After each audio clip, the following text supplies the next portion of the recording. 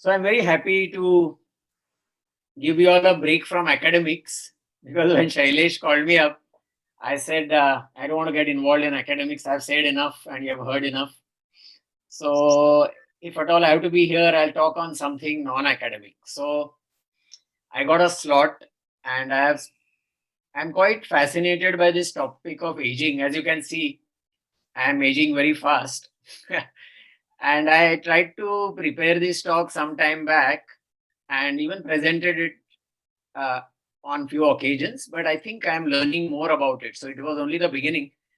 Plus, I think I've never spoken to the orthopedic world. I think it was a small spine group I have spoken about this. So I'm very much happy to be here and share some views on this concept. So why is this talk there? So this is a very interesting quotation I found. Life is a question, nobody can answer it. Death is an answer, nobody can question it. So I think what we have to do is to enjoy till you get the answer. Now, what is aging? Getting into the nitty gritty, I think it's the process of becoming older that is determined by your genes and modulated completely by the environment. So, although you're destined or your genes have decided about it, you can modulate it environmentally by doing certain things. So I think what actually happens with aging, if you have to analyze, it's in three aspects. One is the aging of the body, one is the aging of the mind, and one is the aging of the soul. These are little difficult things, and I enjoyed looking into it and studying it. So I think let's look at physical aging, which is something which is very obvious and everyone can see it. We start aging the day we are born. Everything physical. So that's why we say he's 3 years old and not 3 years young, even for a kid. So everything physical in this nature has a shelf life, so to say, or a lifespan. So the flower blooms and withers, the leaves dry and fall, the star burns and falls, even the almighty sun rises and sets. So nothing really is everlasting. However, this physical aging we can divide into two types. One is the appearance aging and one is the functional aging. Appearance is graying of the hair, wrinkled skin, stooping posture, arthritic bent knees, baldness, and so many other things. What really is important or under, so to say, a bit under our control is the functional aging, which is failing eyesight, loss of teeth, deafness, reduced sexual drive, joint problems, obesity, mobility, and agility issues.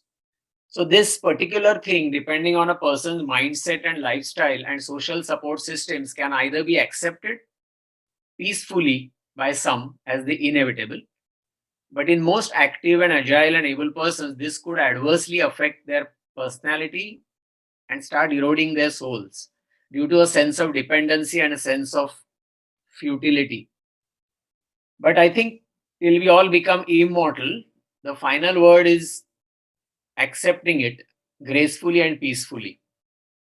So we all know and have to accept the ultimate decline and the end. Coming next to the next part, which is the aging of the mind. So our mind is continuously randomly moving in past, present, and future. It's like a Brownian movement moving all over.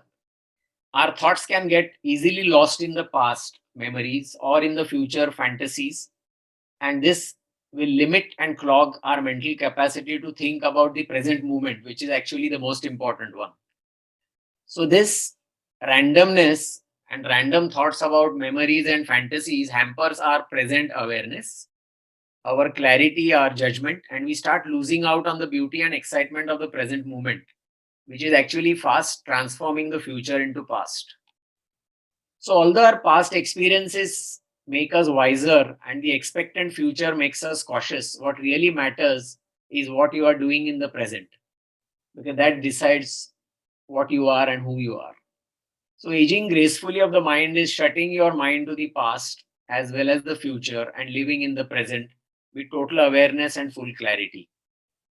This is something I drew, which can show the oscillating mind oscillating between past and future. And the red line is the mindset you need to have.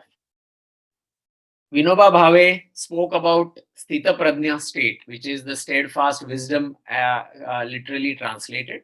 Basically, it talks about this red line, keeping your mind steady and maintaining a Sthita Prajna state, and which is now been popularized by so many people as the art of living and other things in different forms, but it means the same thing.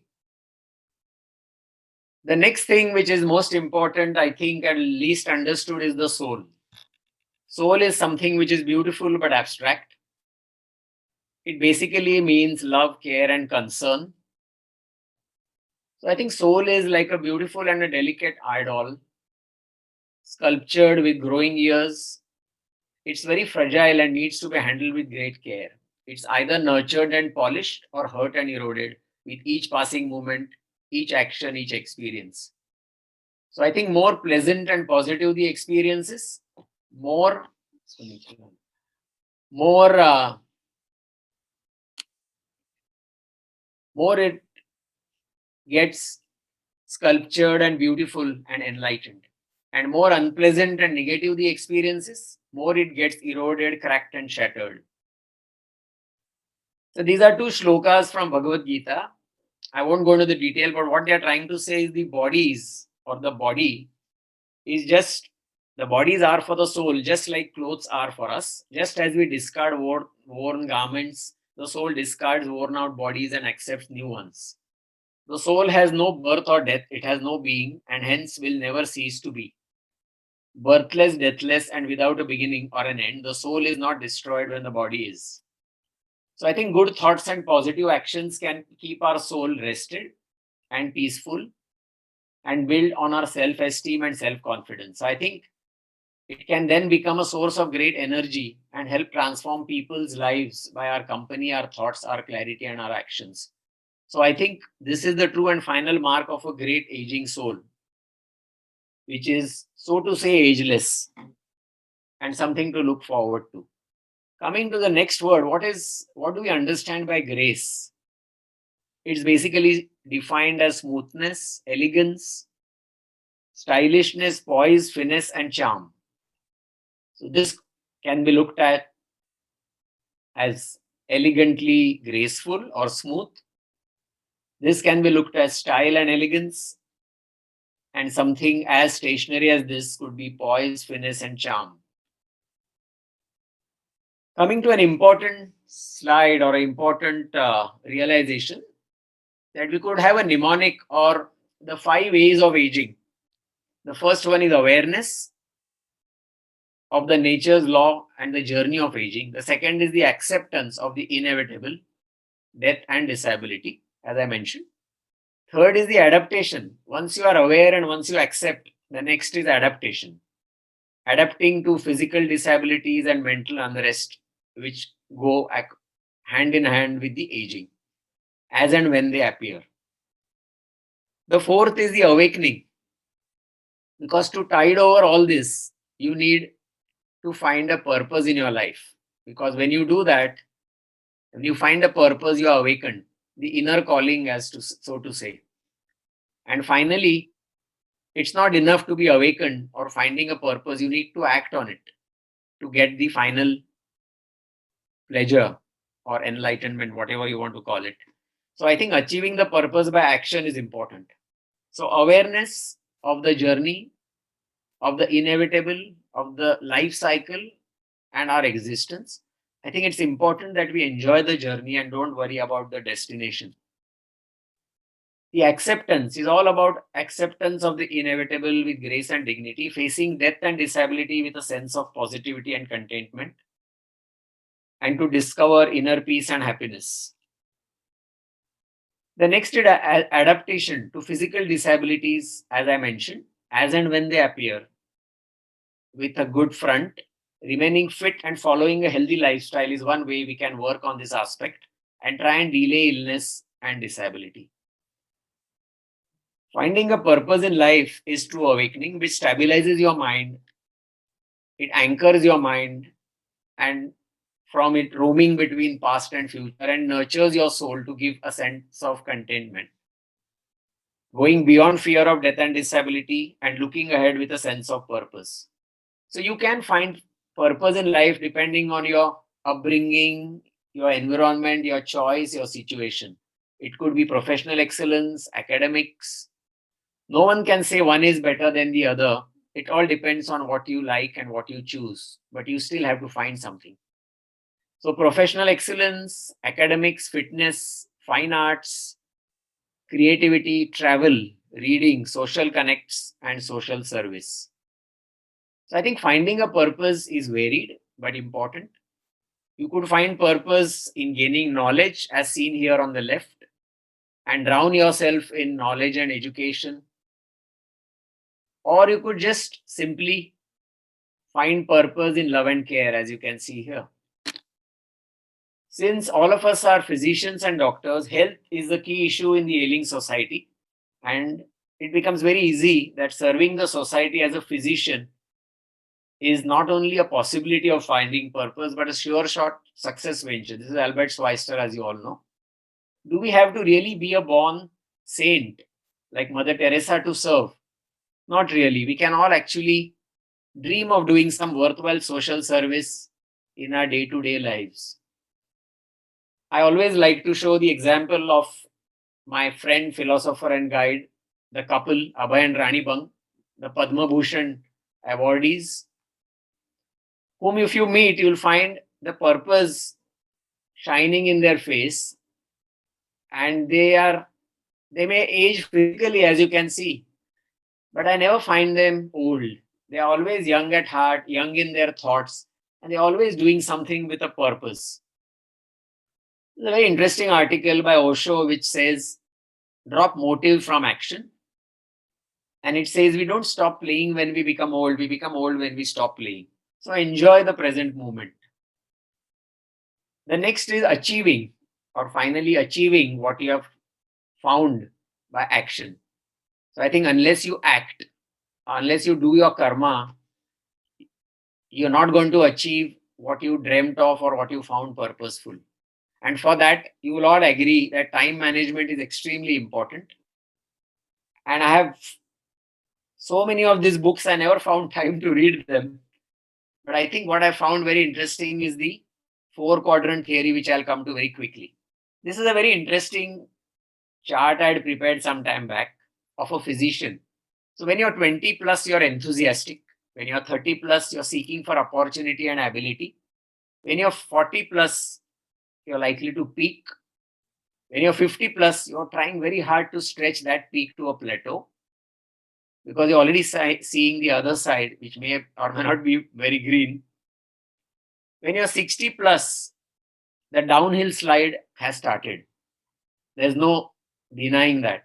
I think the trick is enjoying the slide.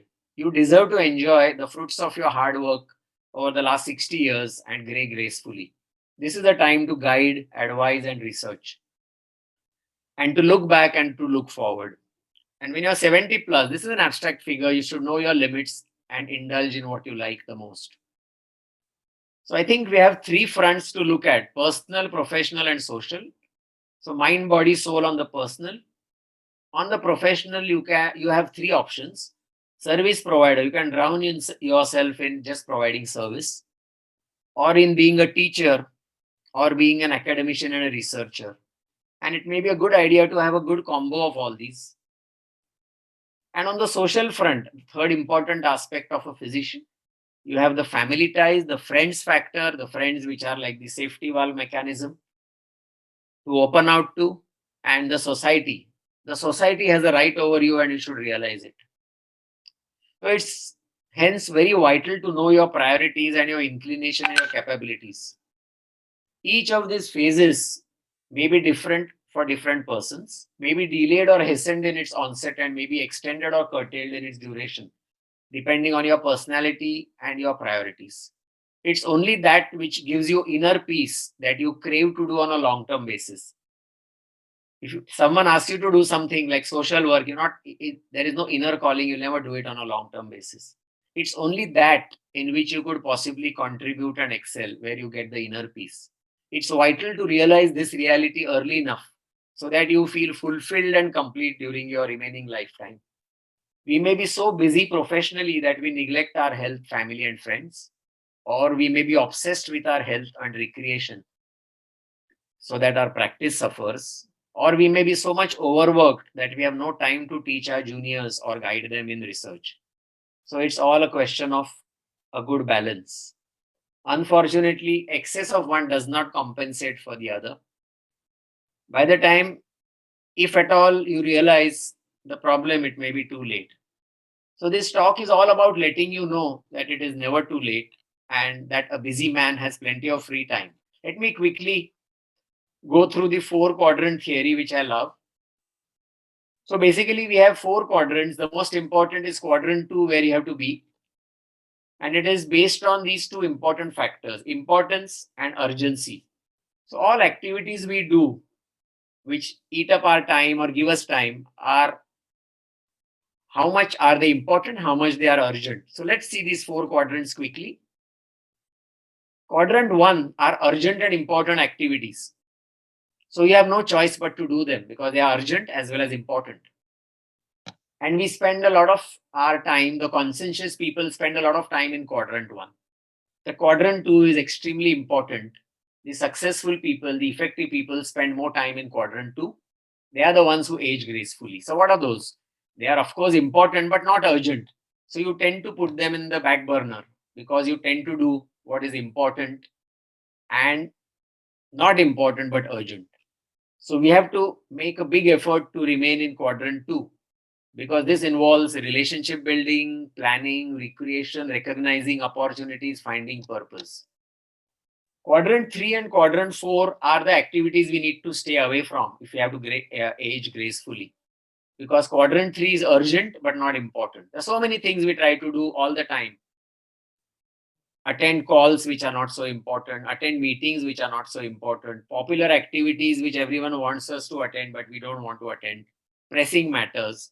So we have to make them, try and get out of them by planning them properly in quadrant 2 and get into quadrant 2.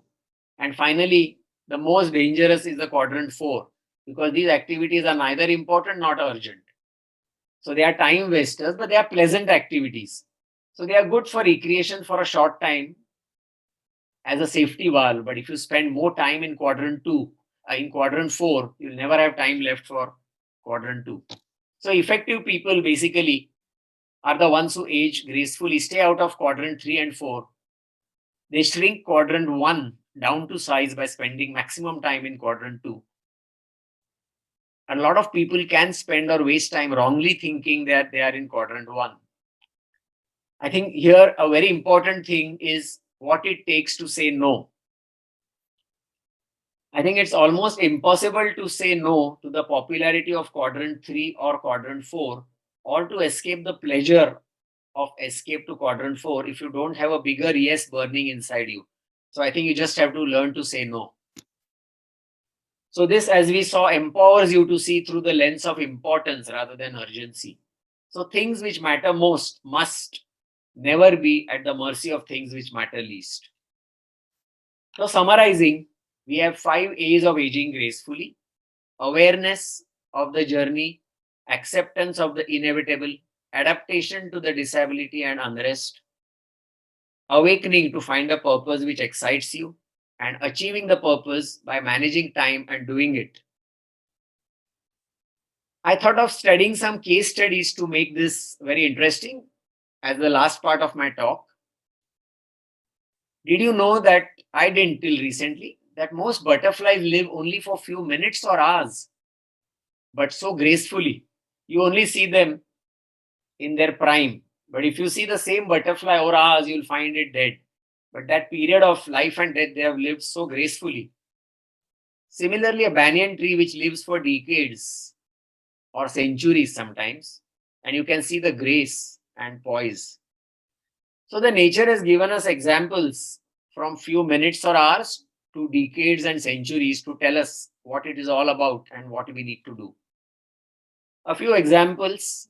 This is my dad who passed away years ago when he was 87, and he had a wonderful active life till the last day. And I looked at him as a friend, philosopher, and guide. He was a great clinician an excellent teacher, a great social figure, a philosopher, a great guide for the family. And mind you, he represented the GS Medical KM Hospital in all three teams, hockey, football, and cricket. And he was the first one to score a century for the GS Medical. And he had come from a village in a dhoti, and everyone used to make fun of him. And we heard these stories as kids. He had keen interest in politics, sports, music, as well as films. And whenever he came back from an adult film, a suspense film, we all used to sit overnight and listen to him telling stories. So basically, he lived life king style till 87 when he passed around 10, 11 years ago. And above all, he was a super dad. So we made a questionnaire and went through these questions. I'll quickly go through some of the examples. So this is the grandmother-in-law of my daughter, who's 84 or now 86, who takes family as a purpose, and she's living so gracefully. She is Madam Churi, who works for an NGO in Bandra with us. One of the oldest trustees. She is now 87. She has very few personal belongings. She's a true karma yogi. In spite of her scoliotic, degenerative, stenotic spine and both knees replaced and a spondylotic myelopathy, you will still find her on the desk on a Wednesday afternoon in the clinic. She's found a purpose. She's accepted her disability and she's enjoying each moment of her present life. This is example to show how you can cope with disability. This was a girl who became paraplegic at the age of 11, and she's gone on to become a Paralympic swimmer in 1958, got and won the gold medal. So these are the examples of aging gracefully in spite of any amount of disability. Another person who believes in God and social service and is living up to the age of 80, continuously smiling in his own priorities. Few of you may know Dr. Saraiya, who passed away recently at the age of 101. And when I went to see him just a few days before his death, someone was reading a novel to him and he was so excited. And on the other side was going the India-Pakistan match and he knew exactly what was going on. Another example, I'm just quickly going through last few slides. This was a matron at KM Hospital when I joined medical school. When she was young, and now she met us few years ago because she had a spine problem, and you can see the joy and satisfaction on her face. She was 85. And she still, you can see her in khadi and she's involved in social work. She's extremely aged, extremely gracefully. This is one such person who finds hope and enjoyment in his family, and he recently passed away at the age of 87. None other than Ram Chadda's mom, whom I look up with great respect and awe. And an example of extremely good aging gracefully. She's, I think, 94 or 95 now. And it was hard to keep her back at home, even in the COVID crisis. When she wanted to go, she runs an old age home. And she had more energy of any one of us. And to go and serve the old people who are younger than her in the old age home. Hats off to her and her energy. So finally, in conclusion, I think aging gracefully is a blend of all three yogas: Gyan Yoga, Karma Yoga, and Bhakti Yoga. Why Gyan Yoga? Because it's all about the knowledge of finding and seeking a purpose in life to please your soul or the awareness. Karma Yoga, because after finding that, you have to ultimately direct all your actions towards it by time management, quadrant 2 activities, by your able bodies and doing the action. And finally, do all this with dedication. Bhakti is dedication. So with full dedication and devotion, if you follow your passion and do your karma, you're sure to have a non-distracted, steadfast, sthita prajna mind and an aging which is extremely gracious. Can you see this smile on this old lady, which if you see, has not changed when she was 20. There's a beautiful video. Nothing has changed, only her physicality has changed. But see the beautiful smile which has remained the same, even in now. So you can see the twinkle in her eyes, you can see the content, you can see the purpose. So thank you, friends, I think, for giving me this opportunity to explore this topic of aging gracefully, which I find ever exciting, and I'm reading more about it and trying very hard to cope up with my aging and trying to excite myself every day and trying to remain away from the past and try to remain away from the future fantasies and enjoy the present moment. Thank you very much. I hope you enjoyed it.